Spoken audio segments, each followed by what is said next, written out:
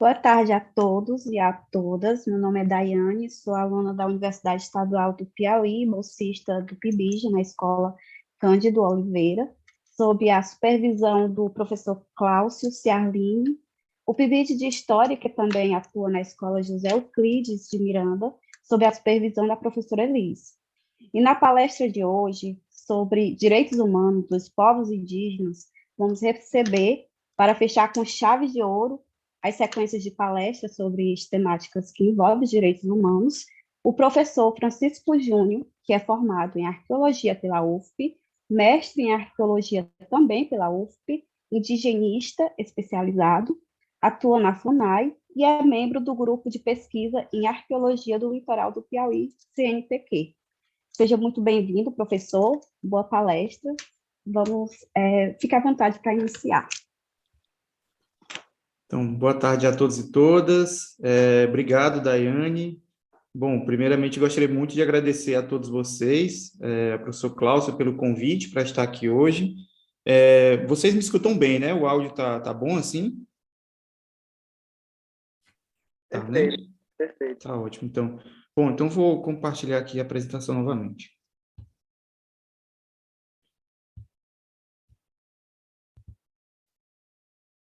Estão vendo, né? O slide? Sim, perfeito. Ok. Bom, então, me chamo Francisco Júnior, sou arqueólogo de formação, bacharelado lá na UFPI de Teresina. Concluí meu mestrado também em arqueologia lá pelo programa de pós-graduação em arqueologia. E atualmente eu trabalho na Fundação Nacional do Índio, como indigenista especializado aqui na coordenação regional, que fica em Fortaleza. E essa coordenação é responsável por desenvolver ações e projetos e monitorar as políticas públicas aos povos indígenas no Ceará, no estado do Piauí e no estado do Rio Grande do Norte. Então, desde já, mais uma vez, agradeço o convite e espero que nessa tarde eu possa compartilhar um pouco dessa experiência que eu tenho vivido desde a graduação, trabalhando com história indígena na perspectiva da arqueologia e agora atuando diretamente no órgão indigenista oficial, né, do Estado brasileiro. Bom, para começo de conversa, eu acho que eu vou utilizar aqui, usar como trocadilho alguns termos que é muito recorrente no movimento indígena. Então, para começo de conversa, eu vou demarcar primeiro o meu local de fala, o meu lugar nessa trincheira de luta, e aí eu preciso estabelecer esse toré de ideias com vocês, né? Toré é um termo muito comum, muito recorrente nessa representação simbólica, esse ritual que é comum nos povos indígenas do Nordeste. Bom, mas qual é meu lugar de fala nesse processo? Eu sou pesquisador, não venho falar aqui como instituição, não venho falar representando a FUNAI, não é meu local nesse momento. Eu venho falar como pesquisador que tem atuado, tem desenvolvido algumas atividades, alguns projetos com os povos indígenas e que acompanha e monitora de perto a situação da execução dessas políticas públicas, dos direitos humanos das populações indígenas do Brasil, que nos últimos anos têm sofrido extensas violências nos corpos e nos territórios. Bom, então, a partir disso, eu também preciso demarcar nesse meu local de fala que eu não represento os povos indígenas. Cada povo indígena tem suas representações, suas formas de organização social e seus interlocutores. Então, eu não venho aqui, nesse momento, representar os povos indígenas. Eu acho que seria importante, inclusive, que houvesse um representante indígena aqui nessa sala que pudesse falar sobre esse tema, mas quem sabe no momento posterior a gente possa, né, Cláudio, possibilitar essa participação. Bom, mas pensando nesse toré de ideias, né, qual é a proposta que eu trago para vocês? É trazer um pouco, um breve histórico desse processo de resistência e de negociações, e eu utilizo esses dois termos porque eu avalio que são termos importantes para a gente pensar esse processo de luta dos povos indígenas historicamente, né, desde a invasão europeia no Brasil. Segundo, eu traço um panorama entre políticas indígenas e políticas indigenistas. São dois conceitos diferentes. É importante que fique claro que sejam cada um deles. trago um panorama bem breve sobre os marcos e instrumentos legais dessa legislação indigenista no Brasil, de que forma o Estado brasileiro, historicamente, atuou, né, no que diz respeito à ação junto aos povos indígenas e quais são, mais recentemente, os direitos garantidos às populações no Brasil, né, em decorrência, principalmente após a Constituição de 88. Falo um pouco sobre os avanços e retrocessos e eu faço um questionamento, né? Por que a luta indígena é de todos e todas nós? Acho que é importante a gente refletir sobre isso. Não é para demarcar uma fronteira interétnica, mas é para demonstrar o quanto a luta dos povos indígenas no Brasil ela também reverbera, né, sobre as nossas formas de ver e viver nesse país. Um quinto tópico que eu acho que é importante a gente destacar é Terra Demarcada, Vida Garantida, é um lema do movimento indígena no Brasil, e eu reflito aqui com vocês de que forma a gente pode fortalecer nessa trincheira de luta, né? De que modo nós, enquanto pesquisadores de história, alunos, professores, podemos contribuir dos nossos locais, dos nossos territórios, podemos contribuir para essa luta dos povos indígenas. E aí, por fim, a gente estabelece uma roda de conversa e tira algumas dúvidas que surgirem. Bom, eu começo com uma frase que eu acho que é emblemática, eu adoro essa frase, é de uma liderança indígena do povo Krenak, o Ailton Krenak, conhecidíssimo, talvez vocês já tenham visto um vídeo dele que é muito significativo na Constituinte, em que ele, enquanto discursa, ele vai passando genipapo no rosto, e ele tem um livro que foi lançado recentemente que chama Ideias para Adiar o Fim do Mundo. E ele fala que para a gente adiar o fim do mundo, a gente precisa contar mais uma história. Eu acho que esse momento que a gente está aqui, né, vivendo essa pandemia ainda, é muito nesse sentido que o Ailton reflete, né, de que forma que a gente pode adiar esse fim do mundo. É contando mais uma história, e essa história ela é contada lá de trás, há muito tempo, uma longa duração, por esses povos indígenas que resistem aqui no Brasil, né, nessa pindorama, como eles mesmos denominavam. Bom, e aí eu trago essa imagem que eu acho que é muito significativa. Eu particularmente gosto muito desse mapa, uso muito nos meus trabalhos, que é o mapa do João Teixeira de Albernaz, e ele representa, é um recorte, ele é um mapa bem mais amplo, mas esse recorte aqui é justamente do trecho da costa do Brasil entre o estado do Ceará e parte do Maranhão. Então, pega a nossa porção litorânea aí do Piauí. E por que eu acho que é muito emblemático? Porque há uma representação ali da província dos Tremembés de guerra.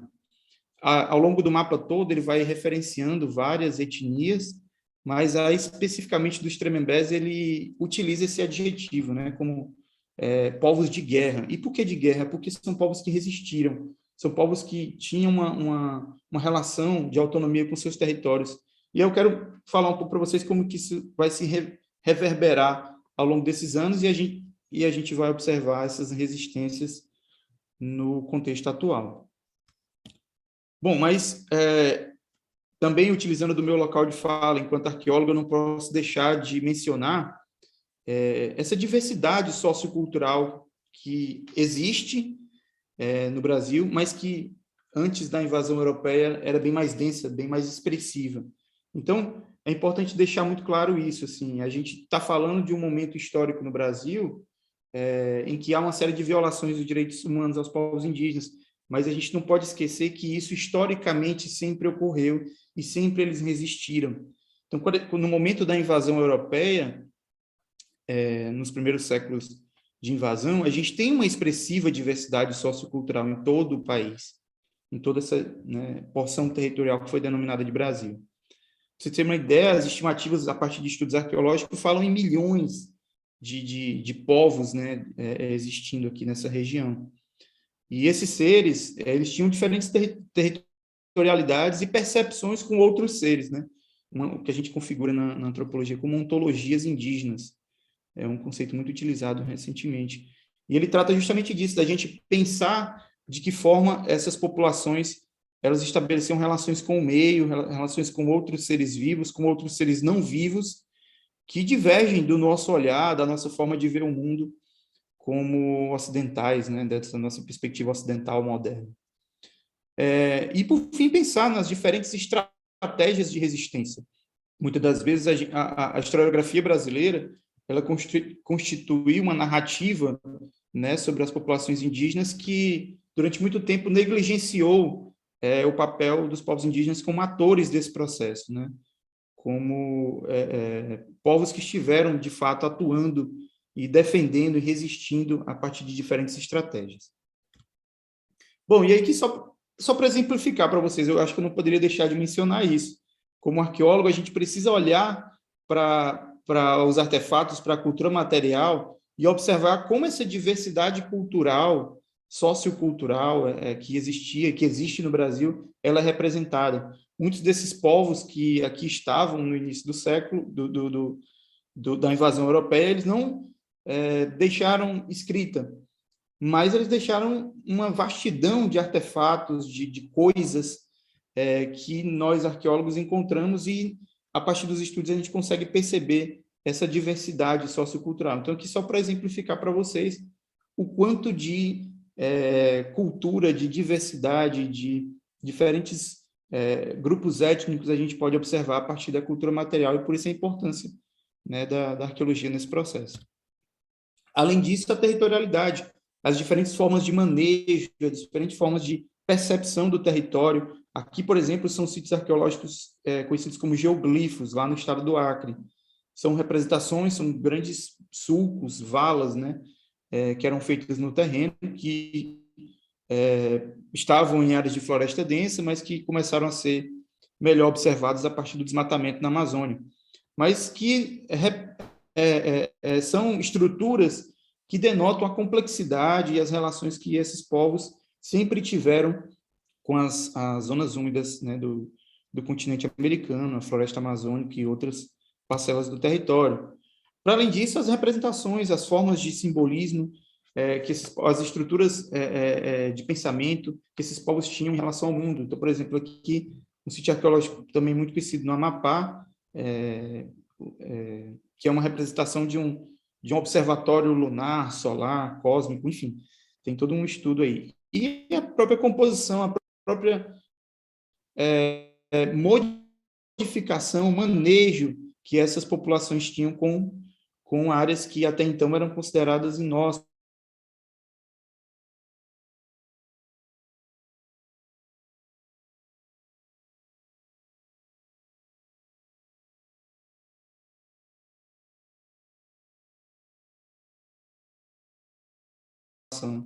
Dessas populações que, né, foram sendo reduzidas a grupos menores. No contexto da costa também, várias populações que estavam aqui ocupando essa diversidade da costa brasileira, desde o sul até o norte, e deixando, né, evidências e artefatos significativos dessa complexidade sociocultural e das relações que eles tinham.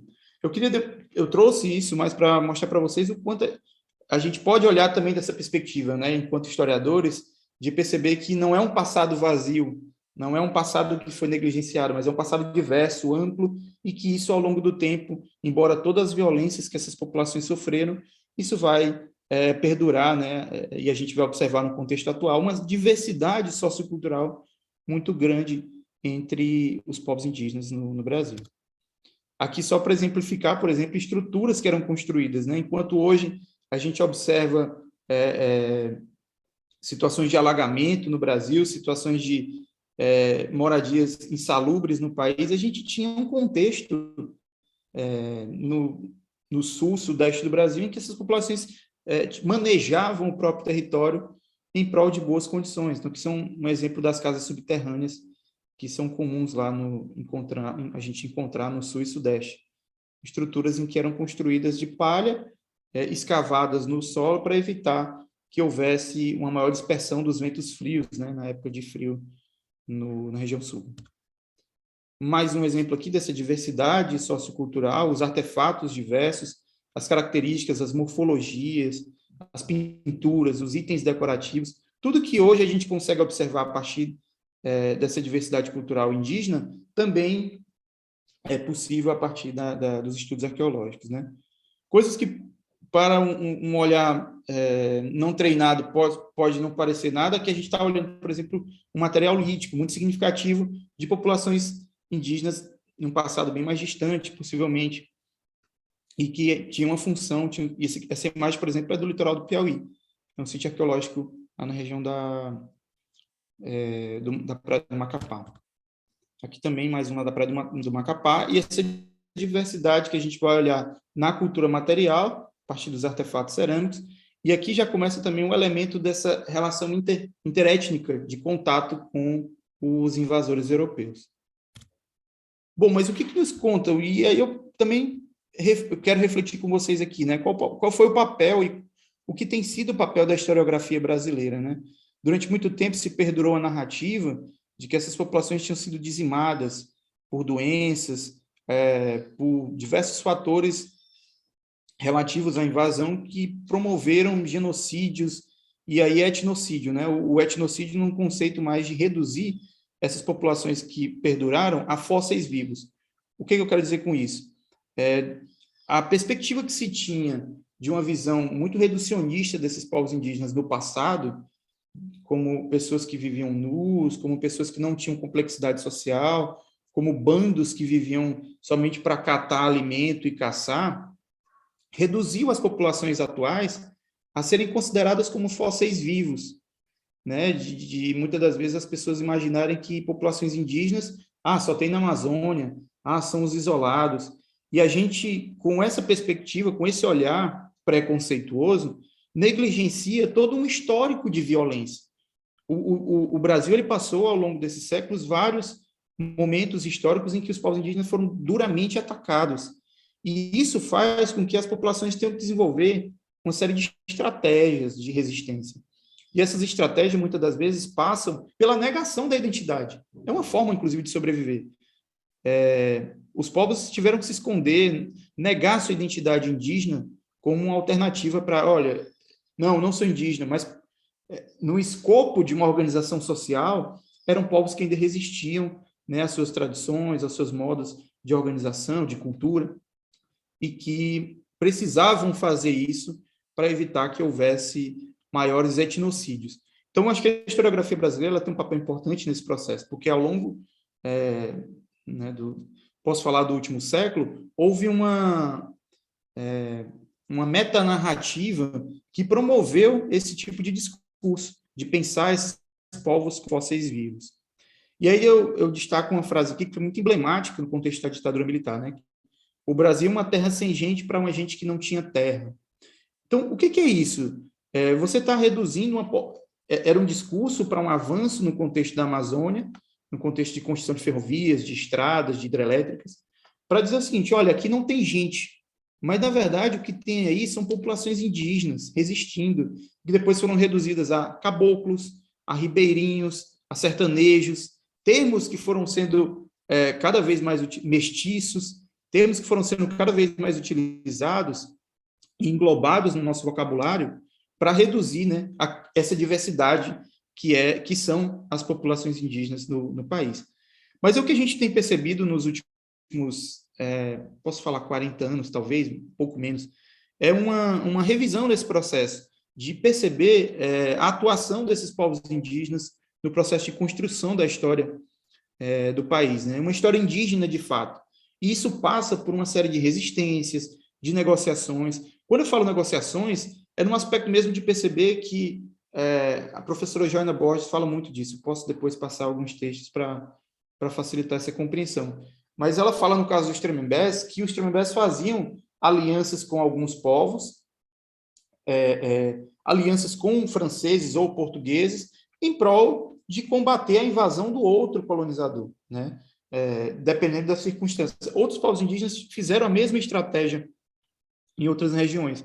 Então, essa negociação, essas estruturas de poder que foram sendo desenhadas no Brasil colônia, elas fazem parte também de um processo de resistência desses povos indígenas que estavam ali enfrentando essas invasões nos seus territórios.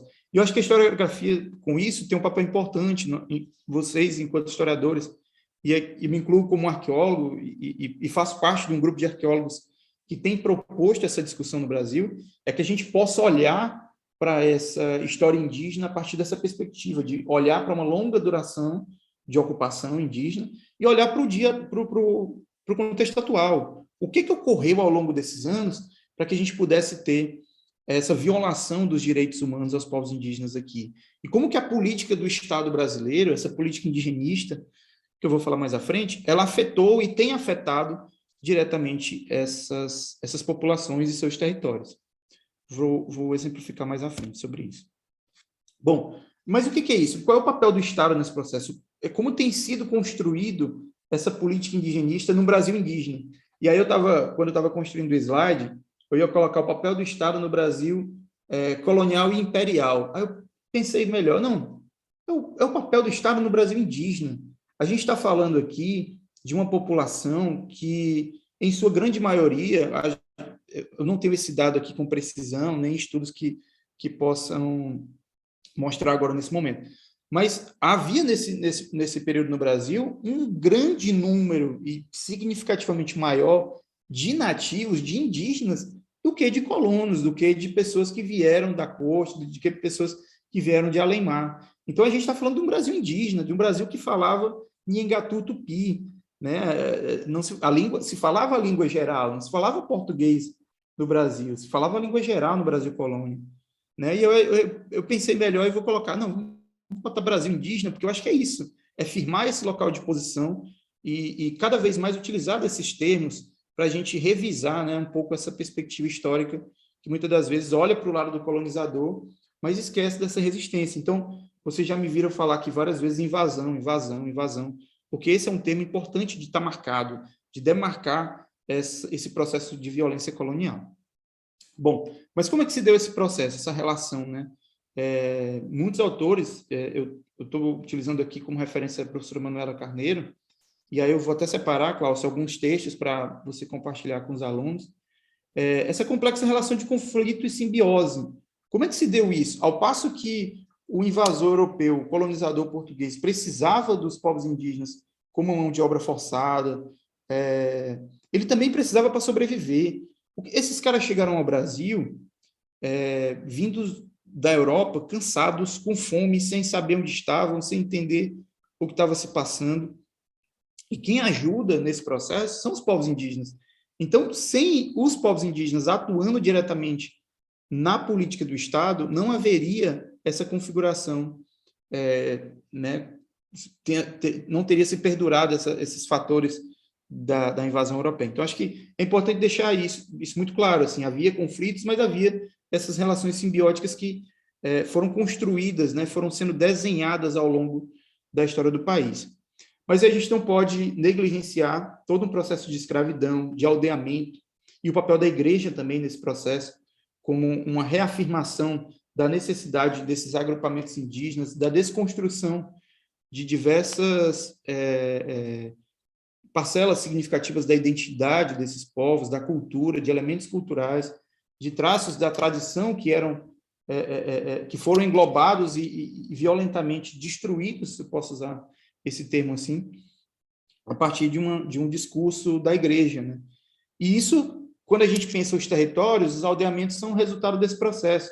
Povos que tinham formas de organização e territorialidades distintas foram reduzidos a áreas menores que configuraram posteriormente aos aldeamentos, como formas de organização do Estado para garantir o controle dessas populações. E quem ia à margem disso, quem permanecia vou utilizar o termo aqui, entre aspas, rebeldia, ou na resistência, de fato, eram consideradas pessoas que precisavam ser dizimadas, né? E aí tem as frentes de invasão dos bandeirantes e, enfim, diversas outras aí que a gente vai ver ao longo da história do país. Aí eu trago aqui pontualmente alguns marcos importantes que eu acho que delimitam essas fronteiras da política higienista, né, no país.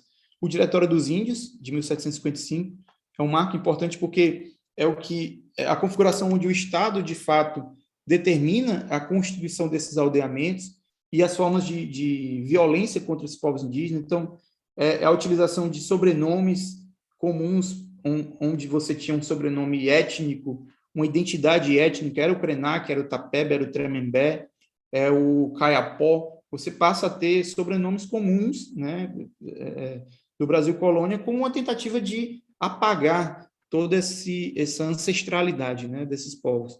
E, além disso, a perspectiva dos aldeamentos, né, os locais de antigos aldeamentos transformarem-se em vilas com uma regulação do Estado sobre essas áreas e essa violência aos territórios tradicionais. Então, a Lei de Terras, a partir de 1850 também você tem uma outra configuração, que é o Estado brasileiro afirmando que a perspectiva do Brasil é latifundiária. Então, as pequenas áreas que ainda haviam agrupamentos indígenas, onde haviam resistências, foram simplesmente suprimidas, assim, porque esses povos, esses invasores passaram olha, vocês precisam sair daqui, porque a terra é latifundiária, o Brasil rural é latifundiário. A grande questão que hoje a gente vê no Brasil, ela é racial e ela é também fundiária. Os grandes conflitos que perpassam o Brasil são esses, de modo geral, assim. Claro que há uma complexidade muito maior nessa minha fala, mas quando a gente olha do ponto de vista dos conceitos e ideias que foram discutidas aqui nas outras apresentações, né? O que envolve a questão étnica no Brasil, com as populações negras que vieram da África, com as populações indígenas, com outras populações tradicionais, pescadores, marisqueiras, ciganos, vazanteiros, tudo isso, toda essa discussão étnica, ela também tem em seu limiar uma questão que é fundiária, uma questão que é de território e de invasões dessas áreas que são de interesse, por exemplo, de um grupo do agronegócio, da mineração, vou falar um pouco sobre isso. Bom, passado esse momento, a gente tem um outro marco importante, que em 1910 foi criado o Serviço de Proteção ao Índio, conhecido como SPI, no governo do Nilo Peçanha. Ele era um serviço com o objetivo o termo, inclusive, era assimilacionista, uma ideia de agregar essas populações que ainda estavam no Brasil rural, nos rincões do norte, nordeste, do centro-oeste brasileiro, e trazê-los para integrá-los à sociedade nacional. Essa era a perspectiva do SPI. Então, é muito mais um instrumento do Estado violentando, mais uma vez, esses territórios e esses povos, né? Porque o objetivo era esse, era adentrar mata, construir grandes obras, com a justificativa de que o Brasil precisava crescer, precisava de se desenvolver, era um momento de construção de várias ferrovias, e o SPI tinha esse papel. O Marechal Rondon, por exemplo, que fez parte desse processo, ele tinha um papel de ir nessas frentes de expansão e combater qualquer tentativa de resistência. E esse combate, muitas das vezes passava por proliferação de doenças, por violências sexuais contra as indígenas, genocídios, massacres contra esses povos. Então, só para reafirmar, né, o Estado, mais uma vez, atuando em prol desse desenvolvimento e contra essas populações originárias. Bom, historicamente, o SPI teve esse papel. Na década de 60, foi aberta uma CPI para investigar um massacre contra o povo, acho que o povo Caingangue, salvo engano. Posso confirmar essa informação depois para vocês. Mas houve a abertura de uma CPI, de um inquérito parlamentar. Boa parte dos servidores, das pessoas que compunham esse órgão foram investigadas e depois elas foram processadas. E aí foi um órgão que se esvaziou. Nesse limiar, a gente tem o momento do golpe militar, e aí, no âmbito do golpe militar, é criada a Fundação Nacional do Índio, né? A FUNAI ela é constituída nesse contexto, assim, esse órgão que atua desde então na política indigenista do país. E aí eu queria voltar a um ponto que eu mencionei lá no começo, né? Qual é a diferença entre política indígena e política indigenista, para que não haja uma confusão nesses termos? Vamos lá. A política indigenista são todos os atos, são todas as legislações, as normas legais que dizem que o Estado constrói com o objetivo de atender, de monitorar, de acompanhar as populações indígenas do Brasil. Tá? Então, são os atos legais do Estado brasileiro que atendem as populações indígenas. Isso é política indigenista, é o que a FUNAI desenvolve, é o que outros órgãos do Estado brasileiro desenvolvem.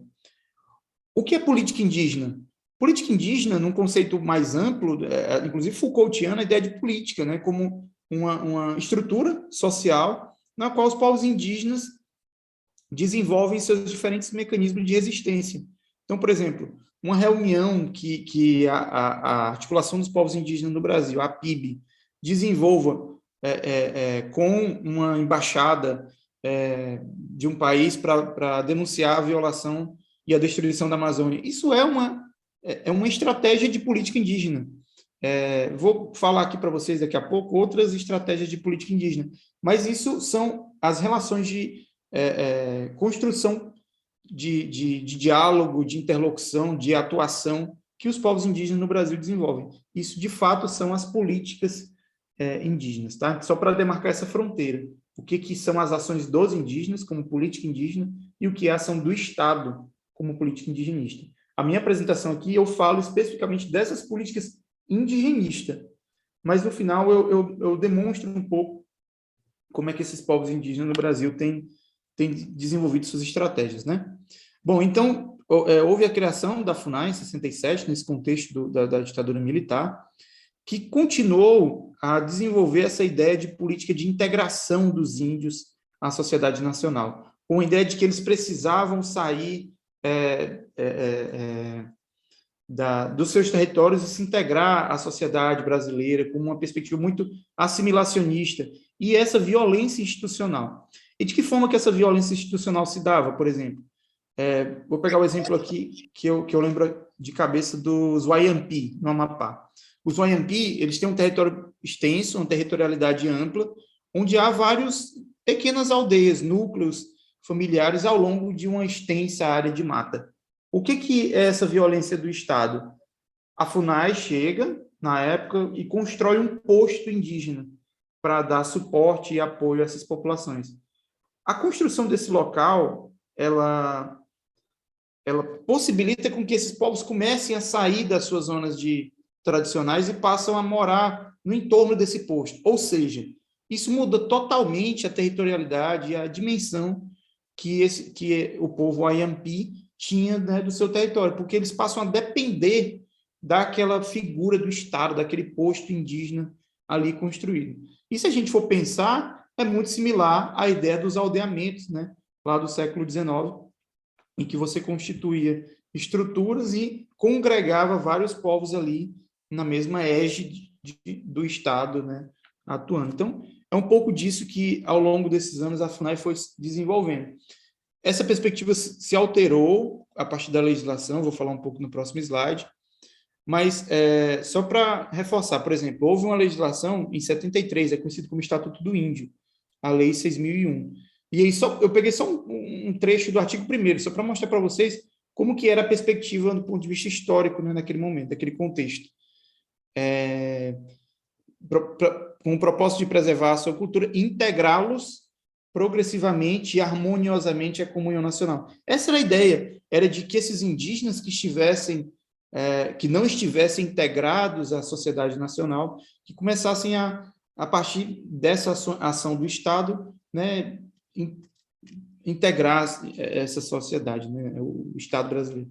Enfim, é uma ideia assimilacionista que foi sendo abandonada ao longo desses anos.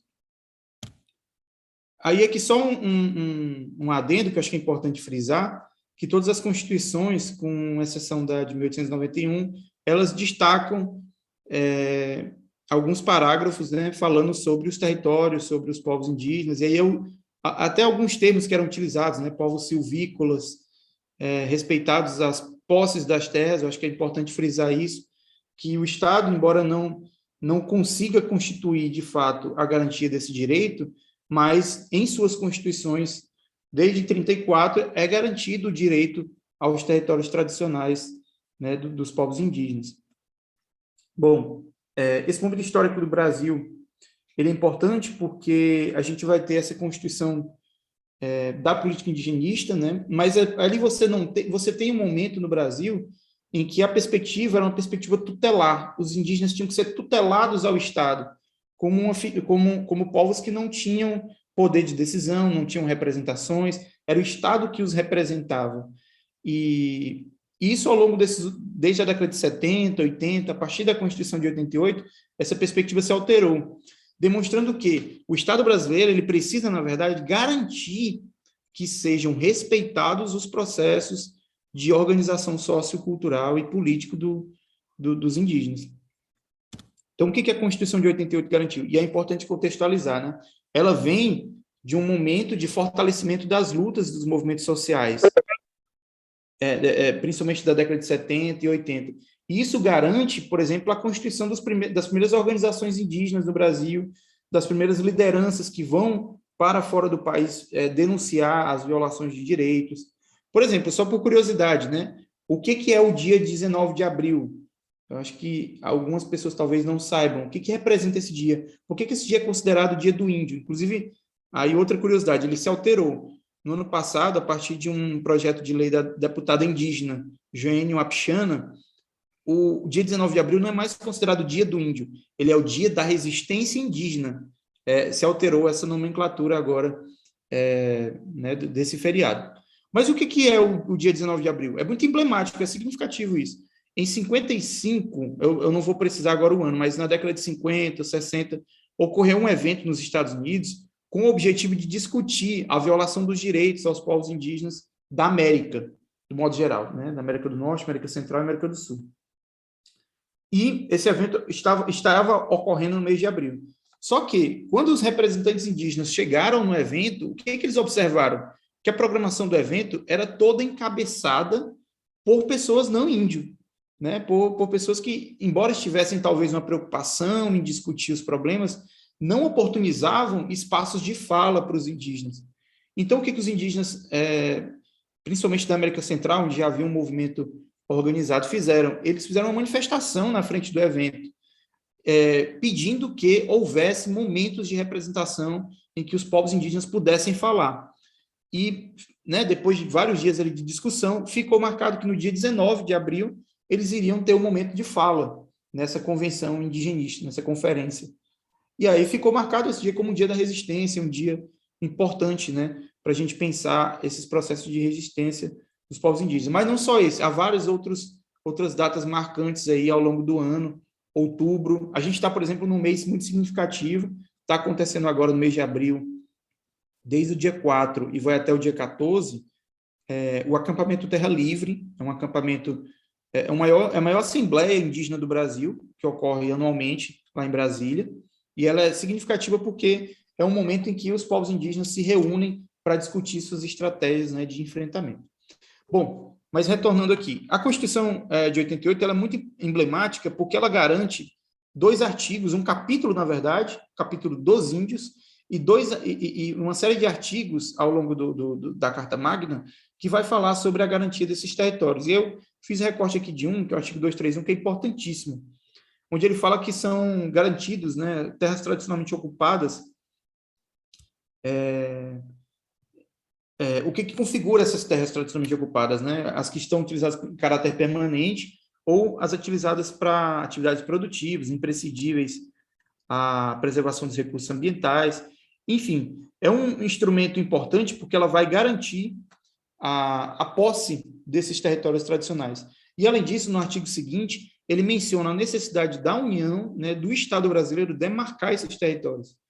Inclusive, havia um prazo estipulado de 5 anos para que isso fosse concluído. Contudo, o que a gente observa? É que talvez, isso é uma fala que eu vi do Ayrton Krenak, inclusive, mencionando. A gente tem, em 88, um momento assim, emblemático, em que é garantido na Constituição esse direito aos povos indígenas, mas depois disso, a gente tem uma série de morosidades do Estado, de demoras no Estado para que houvesse a regularização desses territórios, e ainda perdura isso. Outros instrumentos legais importantes que eu acho que precisa ser frisado aqui. Esse aqui, eu acho que é significativo e é importante que vocês, alunos e pesquisadores, né, tenham marcado essa posição. A Convenção 69 da Organização Internacional do Trabalho, ela foi resultado de um encontro ocorrido em 1989, que dispõe sobre os povos indígenas e tribais no mundo, né? E o Estado brasileiro ratifica esse documento. E por que é importante? Dentre os vários artigos dessa convenção, um deles menciona que qualquer intervenção, qualquer projeto, qualquer proposta, qualquer empreendimento, por exemplo, que venha a impactar territórios indígenas, esses povos eles devem ser previamente consultados. É o que a gente chama de consulta livre, prévia e informada. E aí tem algumas leituras importantes de fazer sobre essa lei. Por exemplo, o Brasil ele entende que essa lei ela deve amparar não só os povos indígenas, mas todas as populações tradicionais. E isso agrega povos ribeirinhos, pescadores, quilombolas, extrativistas, enfim. E por que isso é significativo? Porque ela define muito claramente que, se não for do interesse daquela população tradicional que qualquer empreendimento ou qualquer ação do Estado seja desenvolvido, isso tem que ser respeitado. Vou dar um exemplo muito claro para vocês. Um parque eólico na Pedra do Sal. Se a comunidade tradicional que ali ocupa diz que aquele empreendimento não deve estar lá, o Estado brasileiro ele tem que garantir, com base nessa convenção internacional, que isso seja respeitado e que isso seja, de fato, acordado. Não é para ter esse empreendimento. Se a comunidade a comunidade de vazanteiros não quer que uma ponte seja instalada, é uma comunidade tradicional, desenvolve suas atividades tradicionais e não quer que uma estrutura, uma ponte, uma rodovia, uma estrada seja instalada ali no território. Eles precisam ser consultados, precisa ser esclarecido para eles o que é aquela obra, e se eles entenderem que não é do interesse da comunidade, isso precisa ser garantido pelo Estado e não dê andamento à obra. Eu estou pegando alguns exemplos aqui, talvez vocês até tenham outros exemplos aí para falar de Parnaíba, mas é emblemático, porque significa que a gente tem um instrumento legal no Brasil que garante esse direito aos povos tradicionais, mas que ele não tem sido respeitado e não tem sido executado de fato. Então, é uma lei importantíssima e eu acho que nós, enquanto pesquisadores, estudantes, precisamos estar atentos a ela, porque ela fala muito sobre essa violação dos direitos no Brasil, né? Bom, depois da Constituição da Carta Magna de 88, a gente tem também uma série de outras legislações, eu não quis pontuar todas aqui para também ficar uma apresentação muito densa, mas, por exemplo, as ações que dizem respeito ao atendimento à saúde, elas foram descentralizadas, até então era a FUNAI que encabeçava essa discussão, mas foi criado uma subsecretaria no Ministério da Saúde, a SESAI, Secretaria Especial de Saúde Indígena, que é responsável pelo atendimento da saúde aos povos indígenas. Houve, nesse contexto da pandemia, uma série de discussões, porque os povos indígenas lutavam para que eles fossem incluídos no Plano Nacional de Vacinação como populações prioritárias, mas havia uma certa resistência de algumas alas do poder público em não aceitar esse atendimento. E aí é garantido, através dessa Secretaria de Saúde Especial, que esse atendimento seja efetivado. Então, só para exemplificar, vários povos indígenas, eles são atendidos por essa saúde especial, que é uma saúde que deve respeitar as formas de organização, é uma saúde que deve, por exemplo, compilar o atendimento do médico ao que o pajé da comunidade está falando, né, para aquele indígena ter, né, respeitando sua organização social. É um atendimento básico e deve ser respeitado. E onde é que entra a violação desses direitos? Por exemplo, os povos indígenas no estado do Piauí não têm uma CESAI no Piauí, não tem um atendimento diferenciado da sua saúde. Então, muitas das vezes, eles sofrem violências quando vão realizar um atendimento no hospital público, vão num posto de saúde, porque não são reconhecidos como indígenas, há uma série de preconceito, de discriminação contra eles, e se houvesse esse atendimento diferenciado, talvez isso não ocorresse. No que diz respeito à educação, por exemplo, até então, da mesma forma que a saúde era uma atribuição da FUNAI, isso se alterou. Hoje são os estados que devem desenvolver políticas de educação específica para os povos indígenas. E aí, mais uma vez, no caso do Piauí, vou usar o exemplo do Piauí porque eu acho que é um exemplo emblemático, assim, é um movimento indígena que tem lutado, tem resistido, mas em comparação com outros estados, é um movimento recente, né, se a gente for comparar com o norte, com parte do nordeste. E aí no Piauí, por exemplo, não há uma educação diferenciada, não há uma escola indígena. Há alguns esforços, por exemplo, na comunidade de Nazaré, que fica lá em Lagoa de São Francisco, ali próximo de Pedro II, há um esforço da comunidade em desenvolver uma série de atividades, né, que mesclem a educação formal com uma educação diferenciada indígena. que fale sobre território, que fale sobre luta. Ontem mesmo eu estava vendo algumas fotos, eles estavam fazendo uma oficina de pintura corporal, mostrando um pouco sobre os grafismos dele para os alunos da escola, que em sua grande maioria são indígenas, né? E por que é importante? Porque é uma educação que ela mescla vários elementos, etnomatemática, etnogeografia, uma série de discussões de princípios, né, da territorialidade, do território, com outras metodologias, inclusive. Eu acho que a gente precisa aprender muito mais com isso, nós, enquanto professores e alunos, a gente olhar para essas outras metodologias de ensino, né, que são construídas a partir desse olhar da educação diferenciada indígena. Bom, só alguns exemplos aqui para vocês de como essa legislação foi sendo construída ao longo da década de 90. Outro marco importante, esse decreto 1775, que é o que fala, que é o que dispõe sobre os procedimentos de demarcação de terras.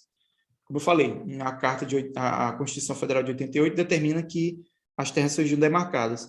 E aí, para isso, foi criado esse decreto, foi promulgado esse decreto, com o objetivo de estabelecer os procedimentos de demarcação.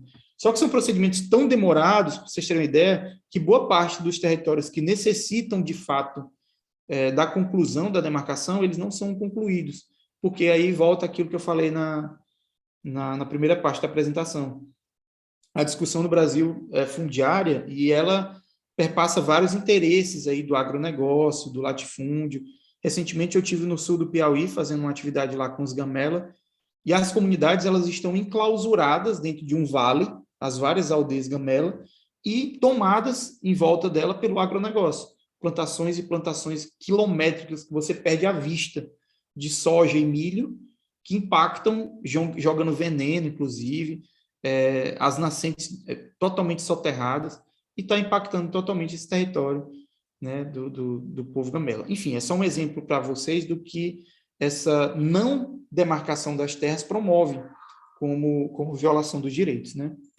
E por que é importante, nesse caso, demarcar essas terras, né? Por que é importante estar nessa trincheira de luta junto aos povos indígenas? É por isso, porque esses locais, se a gente for olhar de um ponto de vista técnico, as terras indígenas, elas fazem um serviço ambiental importantíssimo. Se a gente for olhar uma imagem de satélite, façam esse exercício, no Google Maps mesmo, pelo celular, vocês olham. Quando você olha para a Amazônia, para o contexto amazônico, o local onde você vê grandes ilhas verdes são as terras indígenas, são as unidades de conservação, são áreas protegidas. E quando a gente não tem a garantia e a defesa desses territórios, a gente tem exemplos como esse que eu estou mostrando aqui para vocês. Invasões, desmatamento, o garimpo ilegal, a mineração, que pela Constituição é proibida, a mineração em terras indígenas, mas há um esforço de parcela do Congresso Nacional para que isso venha a ser regulado no Brasil. E o que é uma violência para todos nós, enquanto seres humanos. Assim, eu falo agora de um ponto de vista mais amplo. Por que a gente tem que estar nessa trincheira de luta com os povos indígenas? Porque o que essas populações fazem em defesa da Amazônia, em defesa dos territórios, em defesa do Nordeste, em defesa, por exemplo, de pequenas áreas no Piauí, é importantíssimo para garantir uma qualidade de vida. Para que a gente tenha um futuro ainda no planeta, a gente precisa minimamente garantir que essas áreas estejam preservadas. E se não houver uma política efetiva do Estado, uma política efetiva de pessoas engajadas, de contribuir, de estar atento a tudo isso, a gente vai ver cada vez mais imagens como essa. Rios destruídos, veneno jogado em rios, a fauna, a flora, a mata, os animais, os encantados, toda essa cosmologia que há por trás desses lugares sendo destruídas por essa ganância, né, desses invasores. Então, eu só queria refletir com vocês isso, para que a gente possa olhar também para essa luta indígena como uma luta que é nossa, de caminhar ao lado dos povos indígenas e observar o quanto é importante que essas terras estejam demarcadas, que os direitos a esses povos sejam garantidos, para que a gente tenha cada vez mais um país multiétnico, plural, para que a gente possa olhar para o Brasil, olhar para o Piauí, por exemplo, que historicamente sempre teve uma perspectiva de os indígenas do Piauí foram destruídos, foram dizimados. Mas peraí, o que a gente tem hoje? A gente tem os povos Gamela no Piauí resistindo, tem os Gueguê resistindo, tem os Tabajara resistindo, tem os Guajajara, tem povos, por exemplo, que vieram da Venezuela e estão no Brasil agora, por exemplo, como os Uarau, tem os Cariri, enfim, eu só dei um exemplo aqui dos povos indígenas que a gente tem no Piauí, para mostrar para vocês como essas populações estão resistindo. E muitas das vezes elas estão resistindo silenciosamente, mas elas passaram a gritar mais, a mostrar para o Estado, a mostrar para os pesquisadores o quanto é importante a gente desconstruir essa visão errônea de que o Piauí não tem índio, de que o Piauí é um estado que dizimou os indígenas. Muito pelo contrário, esses povos resistiram, resistem e estão desenvolvendo suas estratégias de enfrentamento.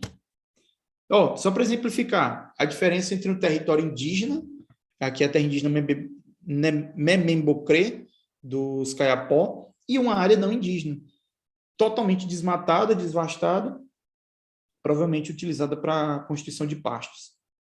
Então, a gente precisa fortalecer as instituições que defendem isso, no caso, por exemplo, a FUNAI tem esse papel, o IBAMA como outro órgão de fiscalização, e as universidades.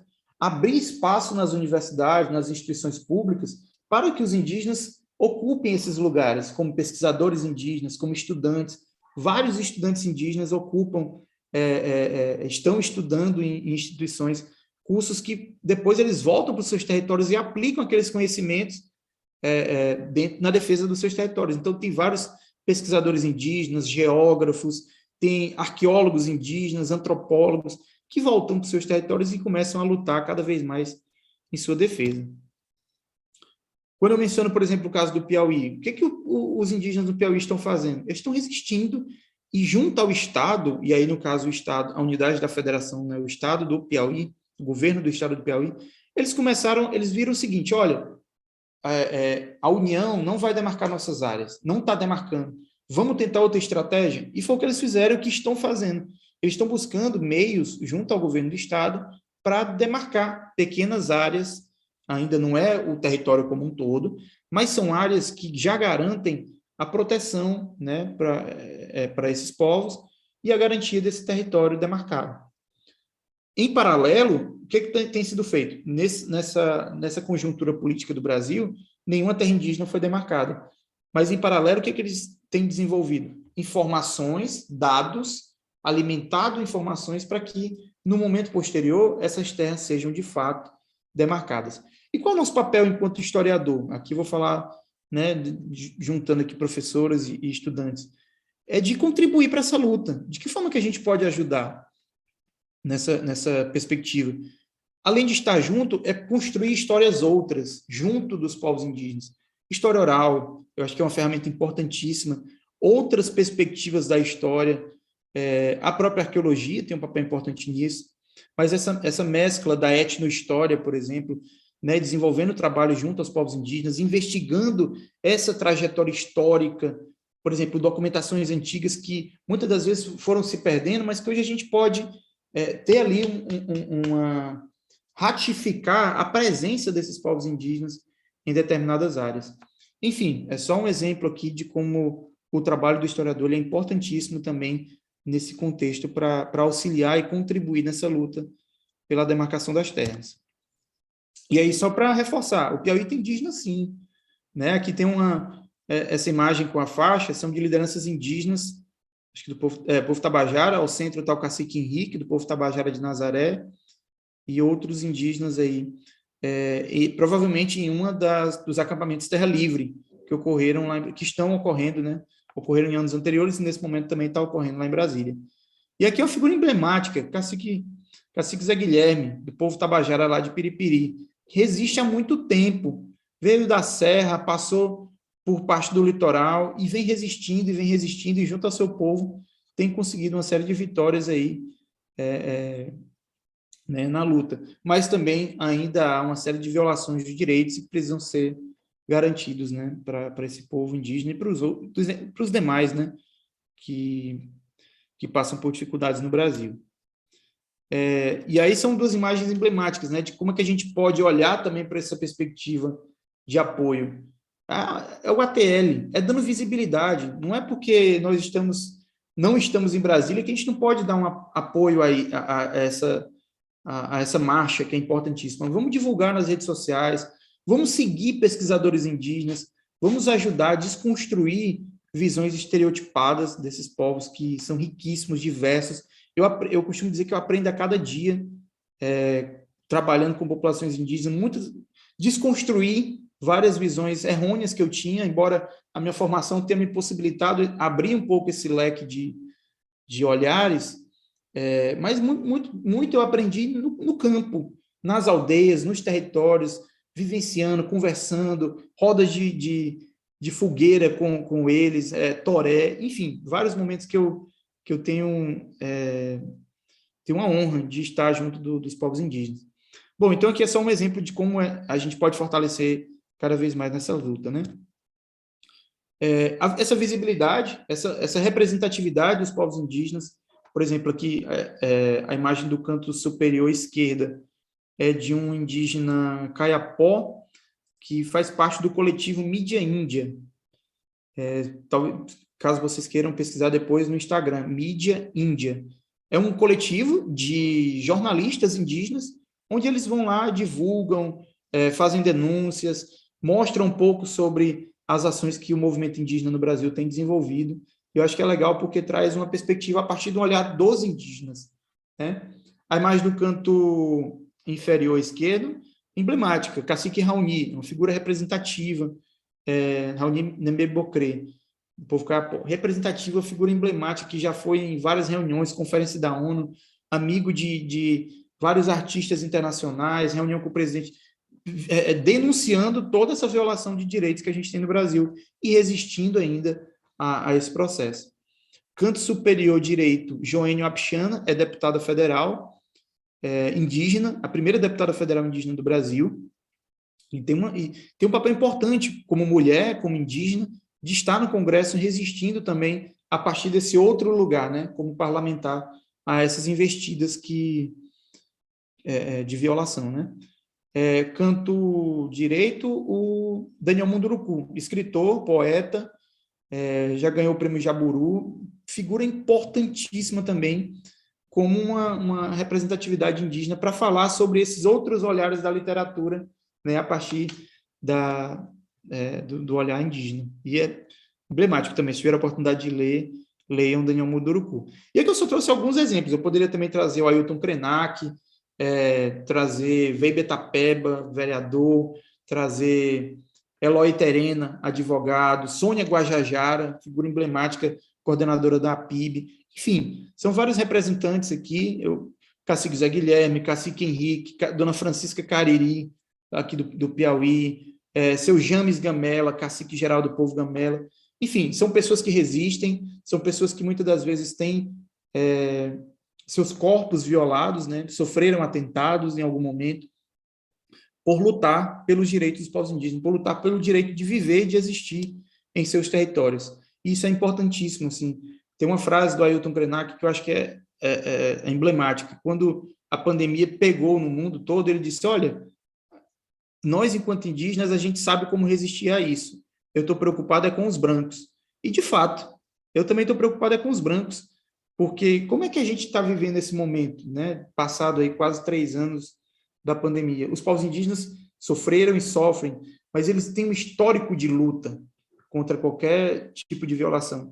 Nós não, estamos acostumados, né, entre aspas, a uma passividade nas nossas vidas, que muitas das vezes, quando ocorre uma situação como a pandemia, a gente se depara com um mundo totalmente diferente.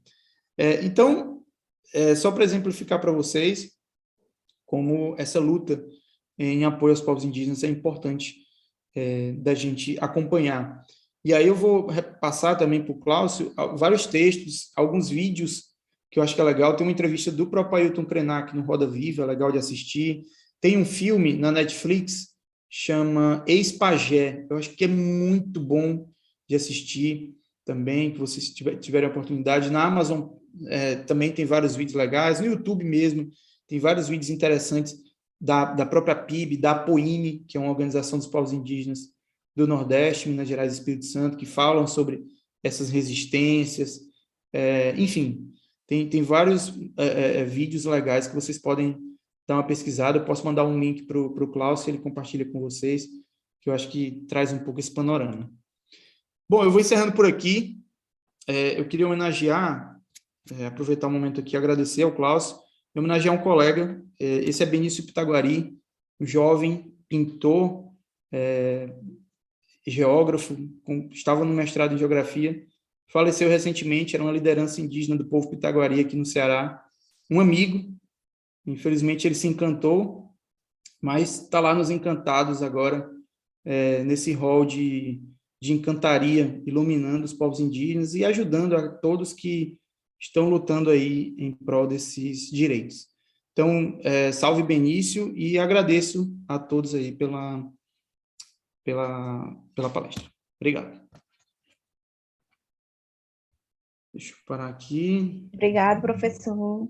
Obrigado pela palestra. Obrigado pelo aprendizado, né, que você nos permitiu hoje. Professor, na sua fala, você disse, né, que negar a identidade indígena seria uma estratégia, mas também eu vejo como... Eu vou ligar aqui minha câmera.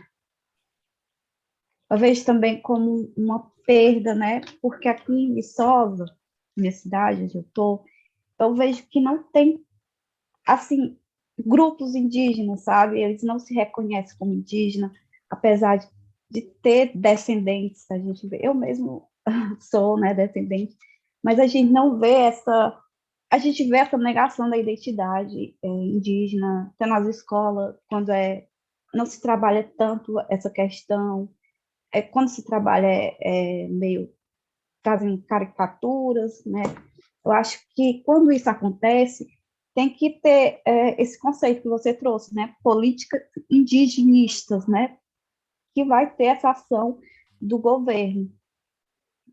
Até eu me lembro que passava um profissional da FUNAI por aqui, né? E agora a gente não vê essas coisas. Também tipo um projeto, né? Também para silenciar esses povos. Eu Exatamente. vejo muito nesse sentido. Obrigado, Dani, pelo comentário. Eu concordo com você. Eu acho que há um projeto em curso, não é de hoje, tá? É um projeto em curso há muito tempo para silenciar qualquer tentativa de resistência desses povos indígenas. Mas, por exemplo, você está em Viçosa, Viçosa é conhecida como a Vila Viçosa, né? Havia uma representatividade enorme de povos, era um mar de gente, né? Era um mar de gente, como dizem alguns relatos. Mas, por exemplo, a gente tem aí no entorno populações indígenas, né? Comunidades aí em São Benedito, os povos Tapuia Cariri, Poranga, também tem os povos Tabajara, a região a gente chama de terra indígena Serra das Matas, que é Monsenhor Tabosa, fica mais no interior do Ceará, né? Mas tem várias comunidades indígenas nesse entorno.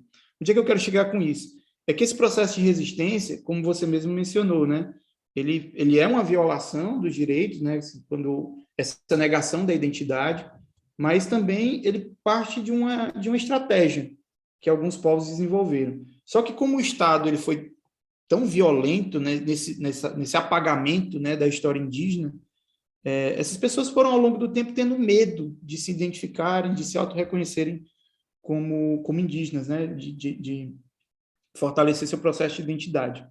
Mas eu vejo um fenômeno recente muito interessante, o contexto da pandemia. Vou citar para vocês aqui o que ocorre. Alguns povos, eles, por conta da vacinação, da necessidade de reafirmar a sua identidade étnica como prioridade na vacinação, vários povos indígenas no Brasil, não é um fenômeno só do Ceará, do Piauí, mas vários povos indígenas no Brasil, eles passaram a buscar o seu processo de afirmação étnica, dizer, olha, a gente está aqui, a gente teve durante muito tempo, fomos silenciados durante muito tempo, mas a gente está aqui, e a gente resiste, e a gente faz isso, tem nossas tradições, tem nosso território, tem nossa história, tem nossa vida, e a gente está aqui.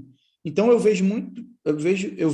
estou vendo acontecer esse fenômeno aqui no Ceará, com alguns povos, e no Piauí, por exemplo, também, com vários povos que...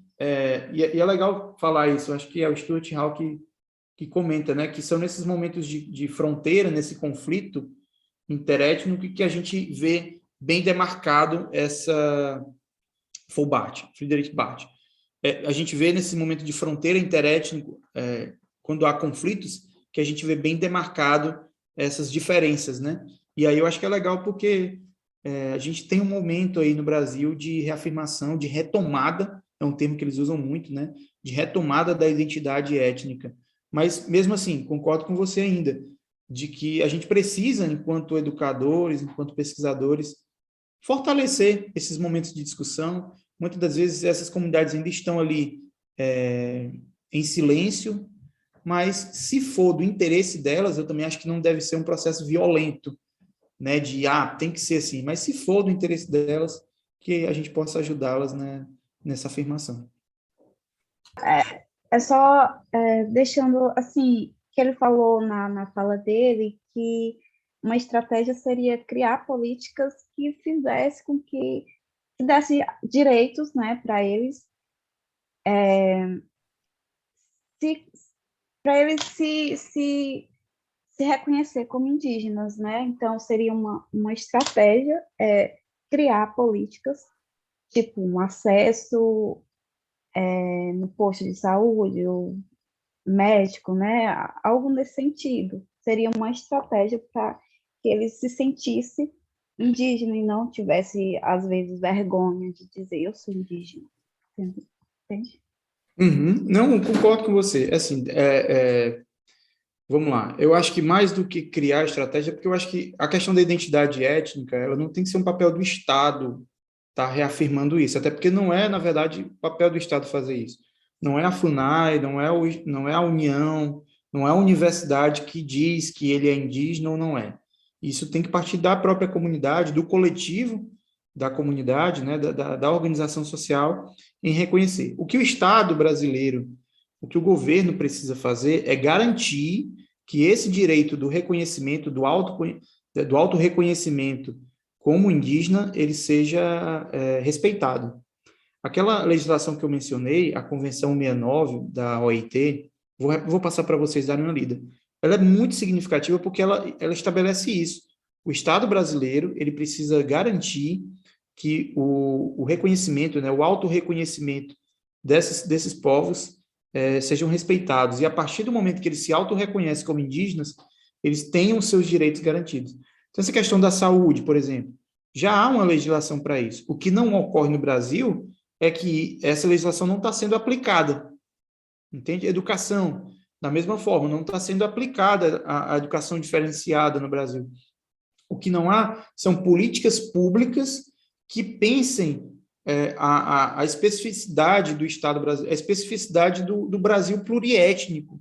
O Brasil, porque eu acho que a nossa construção enquanto identidade nacional, ela foi uma construção de pensar um Brasil único, um Brasil que é resultado de um processo de miscigenação, né?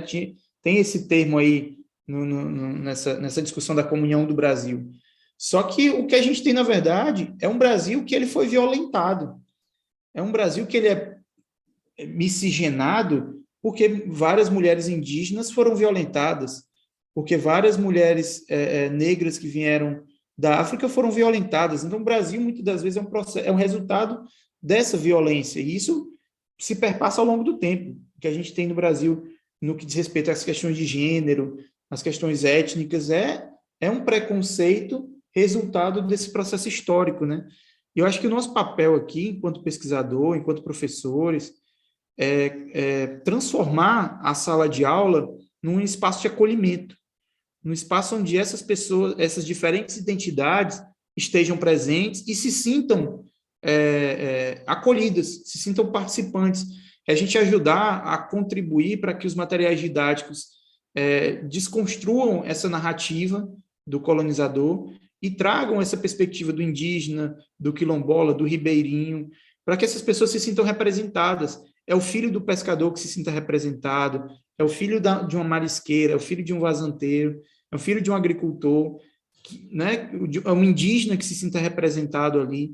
E a partir desse momento em que a gente tem essa representatividade ali, nesses espaços, principalmente no da educação, que é um espaço que deve ser um espaço de transformação social, a partir dessa hora a gente tem condições de olhar para um Brasil para frente, né? de olhar para uma outra perspectiva, de entender todo esse histórico de violência que ocorreu no país, de entender que isso não é de um dia para a noite, não é de um dia para a noite que a gente vai resolver o problema dos conflitos no Brasil.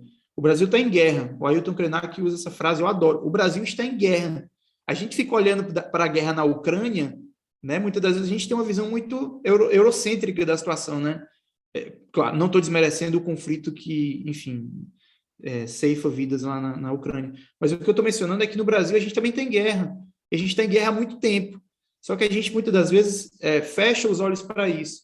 Tem 50 mil garimpeiros, nesse momento, ocupando o território Yanomami, a maior terra indígena do Brasil. E a mídia não fala disso, poucas pessoas sabem disso. Tem pessoas morrendo com veneno no sul do Piauí, tem indígenas morrendo, né, por conta de problemas de saúde, decorrência de venenos do agronegócio. Mas a gente não fala disso. Mas por que não fala disso? Porque eu acho que a gente não construiu uma narrativa no Brasil de negligenciar essas outras lutas.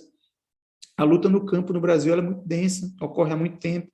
E, enfim, reitero, acho que como professor, como pesquisadores, a gente tem que, né, trazer para dentro da sala de aula essa discussão.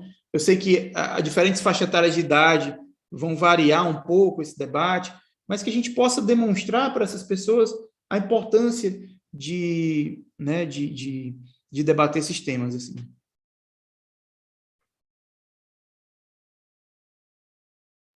Perfeito, professor. Mais alguém? Eu acho que tem uma pergunta. A Jessiane aqui. Ela colocou, sobre isso, podemos dizer que é intencional. A mídia não dá atenção a assuntos como esse. E aproveitando, gostaria de colar isso a uma pergunta do Orlando, que infelizmente ele teve que se retirar, né, porque a internet dele não estava boa, onde ele colocou uma questão que até agora você já comentou, né, alguns aspectos, mas aí eu vou colocar a pergunta dele, que aí você pode, de repente, se caso queira complementar, tá certo? Como você avalia o sombrio cenário atual em que se encontram os povos indígenas do Brasil sob o governo de Jair Bolsonaro? Vamos lá. Então, primeira pergunta da Gessiane. Eu acho, Gessiane, que sim, é intencional isso. A mídia, no modo geral, não falar, porque a gente está falando de as velhas oligarquias, né? Velhos grupos de poder que dominam as mídias no país, que dominam essas discussões e acabam não pautando. Por exemplo, o acampamento Terra Livre está acontecendo e pouco se ouve, se vê matérias falando sobre isso. É a maior mobilização indígena da América Latina, não é só do Brasil. Então, tem povos lá de todo o país, mas também tem parentes que vieram de outros países, né? E não se fala disso, não se fala dessa mobilização. Eu lembro que, acho que foi mês passado, na calada da noite, o Congresso votou um projeto de lei para priorizar a discussão sobre mineração em terra indígena.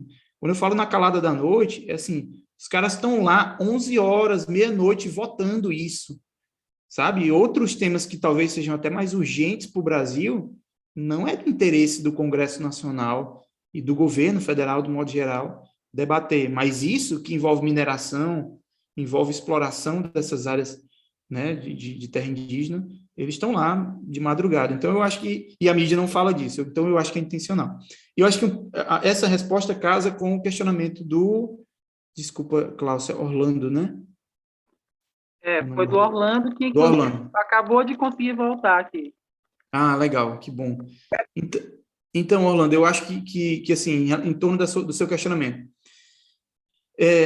bom, é muito difícil, sabe, a situação, porque somado ao contexto do governo Bolsonaro, do desgoverno Bolsonaro, temos a situação da pandemia, que agravou mais ainda, né, os conflitos no campo, que agravou mais ainda a situação de vulnerabilidade desses povos. Muitos desses povos indígenas, principalmente no contexto do Nordeste, né, que é o que eu conheço mais de perto, são populações que vivem em áreas extremamente reduzidas, assim, né, se comparado às áreas do Norte, e o contexto da pandemia agravou muito essa situação de vulnerabilidade. Muitas famílias passando fome, muita situação de não atendimento à saúde, não tem educação, o território é invadido o tempo todo, conflitos fundiários, a gente tem um fenômeno, não posso chamar de recente, mas que talvez tenha se intensificado agora com a pandemia, que é a presença de facções criminosas nos territórios indígenas, expulsando os indígenas dessas áreas, assim, e a ausência do Estado. Eu acho que somado a tudo isso, a ausência do Estado. A gente, como eu falei no início da apresentação, né, hoje eu trabalho no órgão indigenista oficial do Brasil, mas a nossa realidade é extremamente difícil. Assim, eu trabalho num setor que é o de gestão ambiental e territorial, e eu fico responsável por acompanhar ações relativas aos povos do Ceará, do Piauí e do Rio Grande do Norte. 3 estados, várias comunidades, milhares de indígenas a serem atendidos, e o setor que eu trabalho tem 3 pessoas. Então, é só para demonstrar a dificuldade que existe e o quanto não há, talvez, o interesse do Estado nesse processo, né? E ainda mais com o governo que já, desde a campanha, tá? Isso não é de agora, desde a campanha já se autodeclarava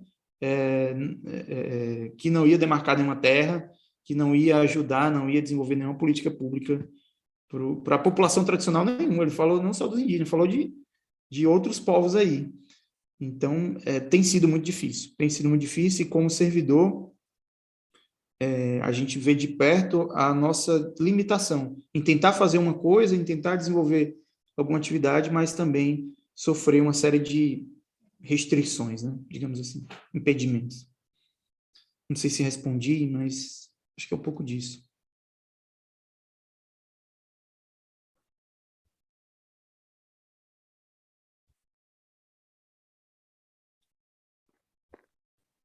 Aí, no caso aqui... Acho que respondeu, professor. Mais alguém?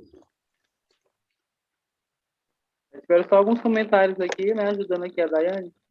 Tiveram alguns comentários, né? No caso, né, da professora Elis, né? Comentar esse debate em sala de aula é importante, sobretudo para desconstruir a ideia de que estamos em paz. Jaciane comentou aqui, programas sociais que foram retirados durante esse governo afetaram diretamente os indígenas. O Mais Médicos é um exemplo. Exatamente. Orlando, né? Falou, respondeu, professor. Bom, só para complementar aqui os comentários, assim, Gessiane, exatamente, assim, o Mais Médico, por exemplo, era um programa importantíssimo, não só para os indígenas, tá? Várias comunidades rurais, várias comunidades do campo no Brasil, né, precisavam do programa Mais Médicos, que é um atendimento de saúde básico em rincões do país, né? Locais que ninguém ia e o programa atendia. Então, com a retirada desse programa, né, o esfacelamento do trabalho dos médicos, aí agravou mais ainda a situação. A pandemia, por exemplo, vários povos resistiram juridicamente, inclusive ingressando com ações, até que houve uma decisão do Supremo, a gente chama de ADPF, eu sempre tento lembrar o que é a sigla, eu acho que é Arguição de Descumprimento de Preceito Fundamental. É quando um preceito fundamental da Constituição não é atendido. E esse preceito foi o não atendimento aos indígenas. Então, por que eles entraram como prioritários na vacinação? Por conta disso, por conta de uma luta, de uma mobilização do movimento.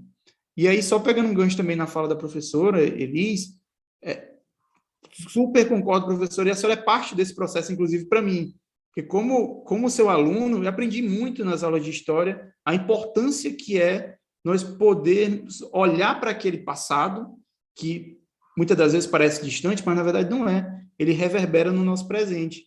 Então, eu lembro muito das aulas de ditadura militar, por exemplo, quando a gente discutia o quanto isso perdurou no Brasil atual. Bom, eu fico muito feliz da senhora estar aqui podendo conversar contigo sobre isso e saiba que é reflexo um pouco desse olhar que eu tenho hoje, é dessa educação que eu tive lá atrás, no ensino médio, com a professora Elis.